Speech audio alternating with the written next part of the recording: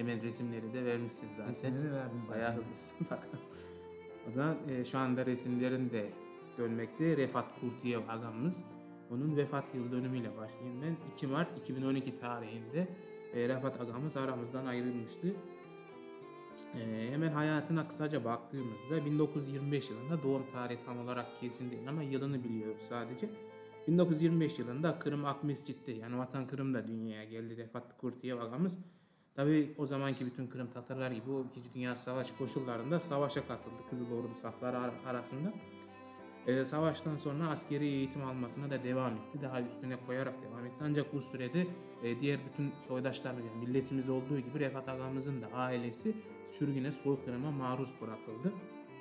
Tabii Refat agamız bundan askerde olduğu için aslında hani o zamanki Sovyetler hepimiz biliyoruz. Askerdekiler hariç tutuyor. Savaş bittikten sonra gönderiliyordu sürgüne. Refat agamızın da böyle bir durum yaşadı ailesiyle beraber. Soykırıma yani o da maruz bırakıldı. Albay oldu. Tabii yani Ahmet Han Sultan gibi önceki yayınlarımızda bahsettiğimiz gibi Refat agamız da aslında gene hain Kırım o Sovyet safsatalarını boşa çıkardan bir diğer delil aslında canlı bir örnek Refat agamızda. Hani soykırım ihanet sözde ihanetle soykırıma uğratılan milletimiz ancak yine Refat agamız da bir Kırım Tatar olarak savaştan sonra sürgünden sonra askeri okulu bitirip albay rütbesine kazanıyor ama bunlar sözde vatan haini safsatası adı altında sürgün bırakılıyordu. Tabii sürgünden sonra ailesini de çok zor şartlarda aradı. Bulduğunda kendi ifadesiyle Kırım Tatar halkını sürgün ettikleri zaman ben cephedeydim diyor. Ailemi ancak 1951 senesinde bulabildim. Bir kulübede korkunç şartlar altında yaşamaktaydılar. Maalesef Kırım'a dönemediler. Ben Yarımada'ya 1985 yılında geldim. Akmescit'te yaşıyorum ve Kırım tarihi üzerine çalışıyorum diyerek kendi ifadeleri de var. Bunu çıkarmış olduğu bir kitapta yani Sürgünde Yaşam Nasıldı 1944 ve 1956 yılları arası ve kapsayan kitabında bahsediyor Refat Kurtiyev agamız. Hemen diğer konumuza döndüğümüzde tabii milli harekete de aktif olarak katılıyor Refat agamız. Hatta 2., 3. ve 4. dönem Kırım Tatar Milli Kurultayımızın da delegelerindendir kendisi. 1991 ve 96 yılları arasında Kırım Tatar Milli Meclisimizin de üyeliğini yapmakta. Bu dönemde yine Milli Meclisimizin üyesiyken Kırım Tatar Milli Meclisi Dil, Kültür ve Dinin yeniden geliştirilmesi bölümünün de başkanlığı görevini de yürütmekte Refat agamız. 1996-2007 yılları arasına baktığımızda yine Kırım Tatar Milli Kurultay Teftiş Komisyonu Başkanlığı görevini de yaptığı Refat agamız 2005 yılından itibaren ise Kırım Tatar Milli Kurultayı özel Kırım Tatar soykırımını araştırma ve sonuçlarını giderme komisyonunun üyesi görevlerinde icra etti Refat agamız. Bu şekilde baktığımızda aslında çok önemli bir şahsiyet bizim için de büyük görevlerde bulunmakta Refat agamız. Diğer baktığımızda tabii bu faaliyetlerinin yanında Refat agamız akademik camiada da büyük çalışmalarda bulunuyor. Yani üstüne ekleyerek diyor. Yani ilgi duyduğu en büyük alanlardan Kırım tarihi, yani milletimizin tarihi, Yarımada'nın tarihi, hatta Vatan Kırım'ın tarihi üzerine çok büyük çalışmalar var. Hatta milletimizin daha çok böyle milli yani genetik kimliğini, milli kimliğini de açığa çıkarmaya da çalışıyor. Etnogenezi olarak ifade ediliyordu benim baktığım kaynaklarda. Onun etnogenezi ile ilgili çalışmalarıyla tanınıyor Refat agamız. Bunlarda çeşitli dersler de veriyor. Hatta gerek sadece Kırım'da değil o zamanki Sovyet Rusya zamanında da artık o 1991 yıkılmaya doğru geldiğinde artık Kırım Tatarlarının milli kimliğini büyük bir millete sahip olduğunu, büyük Türk milletinin bir parçası olduğunu daha gür bir sesle duyuruyor aslında Refat agamız da. Baktığımızda hani kitaplarına diğer bu bahsettiğimiz Sürgünde Yaşam Nasıldı 1944-1956 kitabından başka Kırım Tatar takvim gelenekleri, Kırım Tatarlar etnik tarih ve geleneksel kültür, Kırım Tatarların tarih ve kültür özetleri gibi birçok kitabı da bulunmakta. Tabii bunun yanında kitapların yanında makaleleri ya da başka çeşitli türde çok sayıda akademik çalışmaları bulunuyor Refat agamızın. Tabii bunların mesela birine baktığımızda milletimizin düğün adetlerini de incelemekte Refat agamız.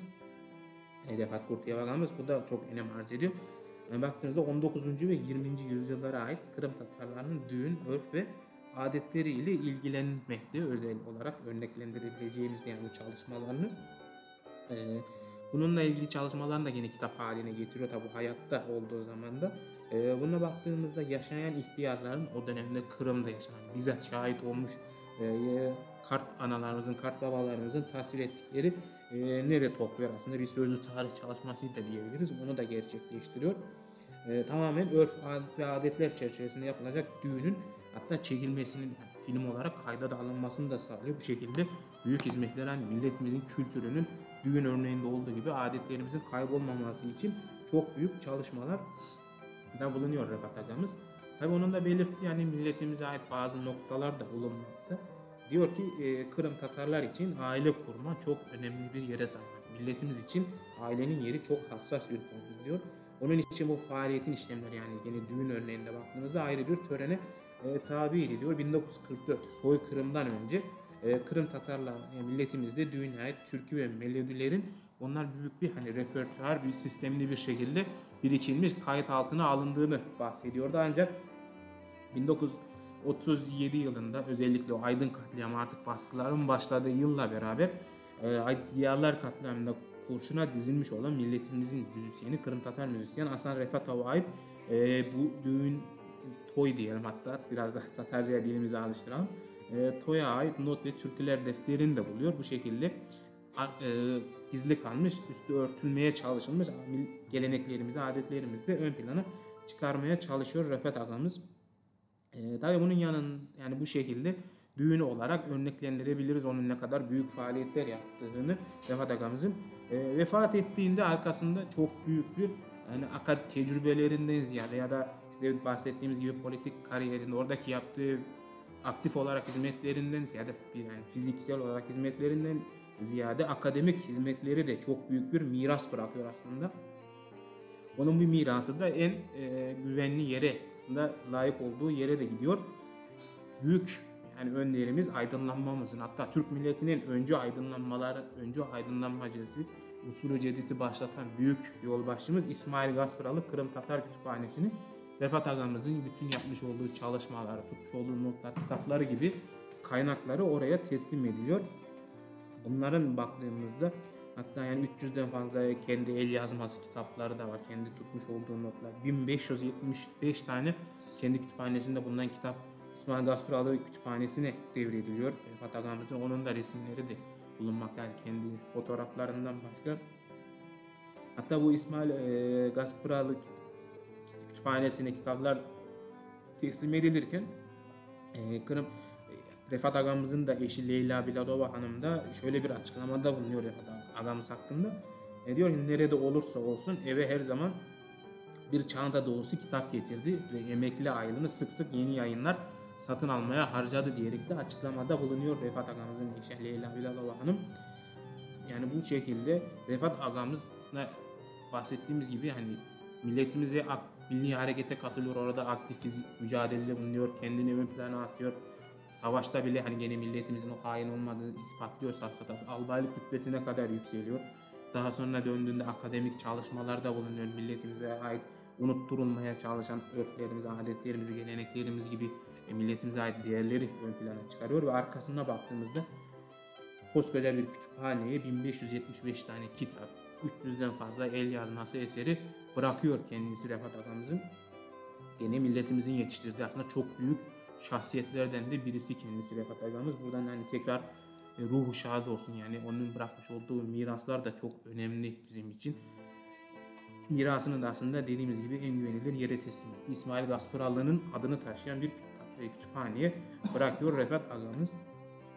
Bu şekilde ben kısaca anlatmaya çalıştım Refat Agamız. Tabii kaynak olarak yine Kırım Haber Ajansımızdan faydalandım. Onlar da yine Kırım Haber Ajansımız da var olsun.